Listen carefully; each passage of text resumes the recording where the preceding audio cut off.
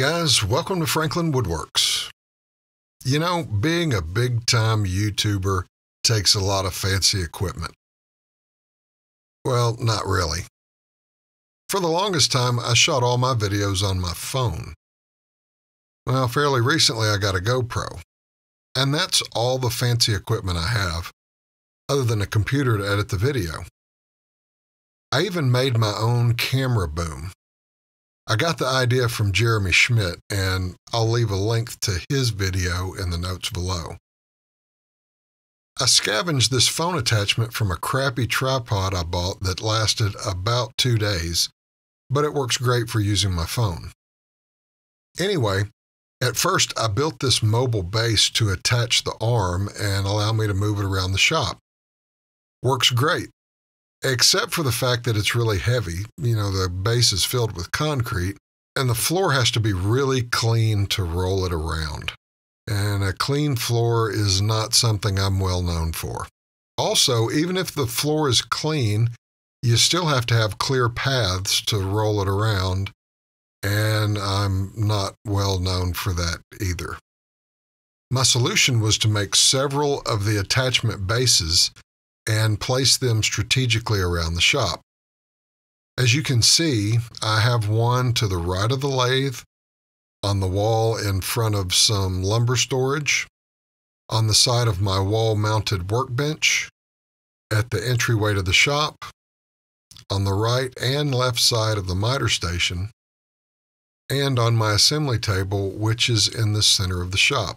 This gives me almost 100% coverage for anything I need to film. My problem has been filming with the GoPro. Here's what I've been using for that. Embarrassing.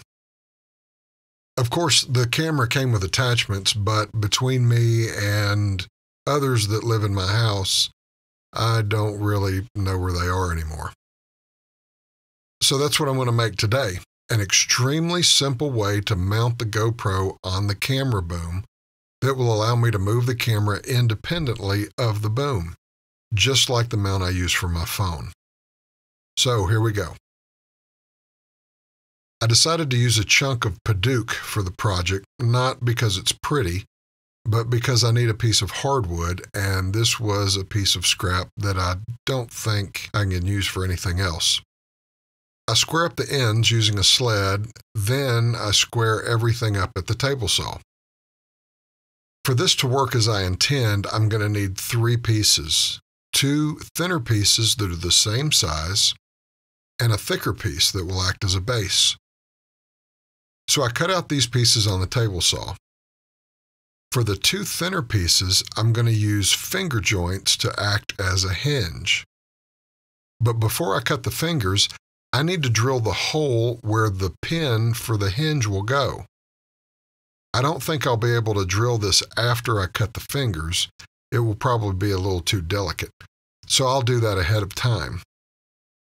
Next, before I cut the fingers, I'll round off the corners of the ends where the fingers will go. Now I'll use my box joint jig to cut the fingers. I'm going to use 1/8" fingers for the hinge, and I want to cut both sides of the hinge at the same time. So to do that, I have to offset the 2 pieces 1/8 inch. To do that, I'll use an 1/8" drill bit to offset the pieces as I clamp them into the jig. When I start cutting, I don't need to cut the fingers the entire length of the piece, and you'll see why in a minute. So for now, I'm just cutting the fingers in the center. Once that's finished, I go to the bandsaw and cut away the sides next to the fingers. During a test assembly, I realized that the wing nut I'm going to use as the tightening mechanism is a little too big for the space.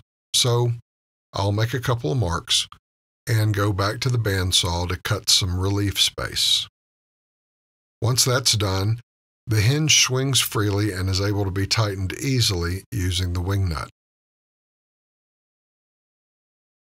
Now, I really don't care what this looks like, but I'll sand the corners anyway and give it a coat of Danish oil, just so I can feel like a real woodworker. For the base, I drill a hole along the center line of the piece, then tap that hole so that I can thread in a screw. This is going to allow another pivot axis independent of the boom arm. The piece gets glued to the bottom of the base so that it's always attached to the arm and I won't lose it. This also will allow me to run 2 cameras at once if I want to. Phone camera on the top, GoPro on the bottom. So to make this camera mount as high-tech as possible, I'm going to attach the GoPro using Velcro. The truth is I'm not smart enough to come up with a mechanism to actually hold the camera, and Velcro is just simple, like me. So I'm pretty excited about how this turned out. I think the quality of my videos will go up a notch because of this. Who am I kidding? No, it won't. But I'm still happy. Hope this makes some of you want to make your own videos. You really don't need fancy stuff. Don't forget to like and subscribe. And there you go.